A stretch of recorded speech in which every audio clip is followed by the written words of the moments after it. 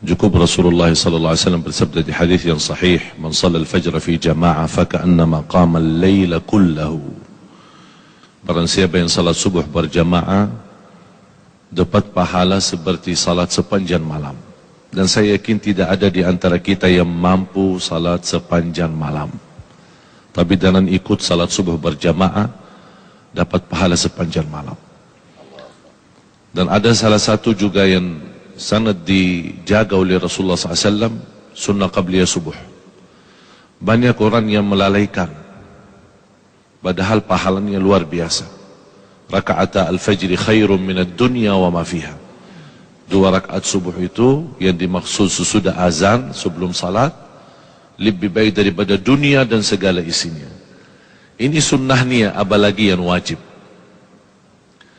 Dan ada satu hal yang selalu saya memperhatikan, para jamaah tidak memperhatikan ketika azan.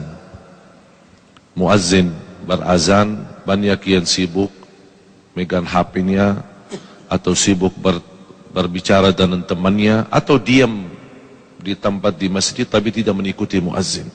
Padahal ada hadis yang menjaminkan kita mendapatkan ampunan dosa sebagaimana yang diriwayatkan Imam Muslim, khususnya ketika muazzin berkata asyhadu an la ilaha illallah wa asyhadu anna Muhammad Rasulullah, kita menjawab wa ana asyhadu an la ilaha illallah wahdahu la syarikalah wa asyhadu anna Muhammadan abduhu wa rasuluh raditu billahi rabba wa bi Muhammadin nabiyya wa bil islami dina.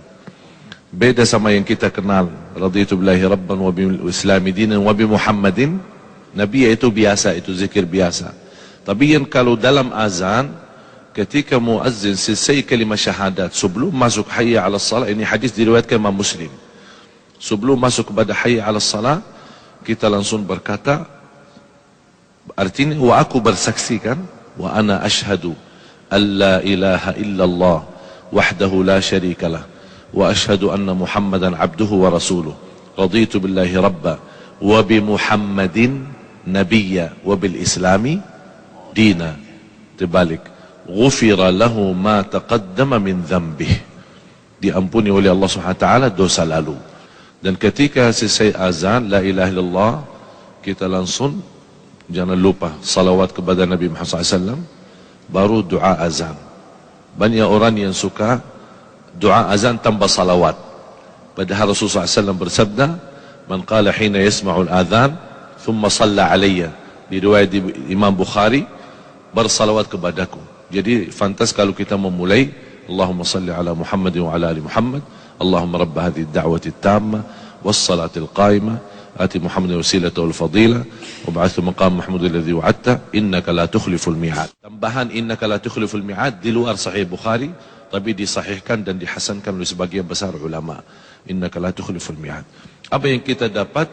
Hullat lahu syafa'ati yaumal qiyamah, terjamin dapat syafaat Rasulullah SAW. Jadi sia-sia. Itu yang kenapa saya bilang namakan rahasia subuh, karena memang tersembunyi dari banyak orang, padahal pahalanya sangat luar biasa. Rahasia Allah berikan nikmat yang luar biasa. Fala ta'lamu nafsun ma ukhfiya lahum, dari mana jiwa pun boleh tahu apa yang telah disembunyikan oleh Allah SWT. Ini amalan yang seperti ini, sedikit-sedikit rahasia tapi sangat luar biasa. Termasuk selepas salat, doa khususnya di salat subuh. Hadis Rasulullah SAW yang Rasulullah SAW tidak pernah tinggalkan, Allahumma inni as'aluka ilman nafi'a wa rizqan tayyiba wa amalan salihan mutaqabbala. Ilmu bermanfaat, rezeki yang baik, kemudian amal salih yang diterima. Jadi bukan hanya amal salih tapi sia-sia, amal salih tapi ditolak, tapi amal salih mohon sekaligus diterima di sisi Allah Subhanahu wa taala. Belum lagi zikir yang dipimpin oleh guru kita Ustaz Arifin tadi, subhanallah 33, alhamdulillah 33, Allahu akbar 33, ditutup satu la ilaha illallah wahdahu la syarikalah lahul mulku wa lahul hamdu wa ala kulli syai'in qadir ghufirat dhunubuhu wa in kanat mithla zabadil bahr.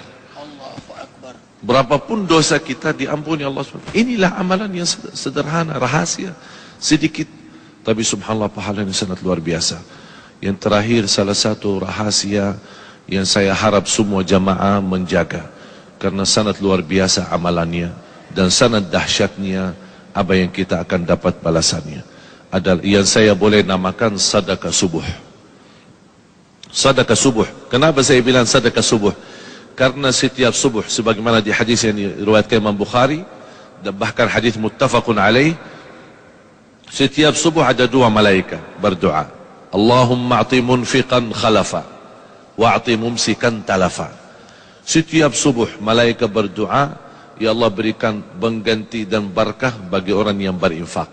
Bahkan saya usulkan kepada jamaah ada satu tabungan, boleh dinamakan tabungan subuh, khusus buat subuh.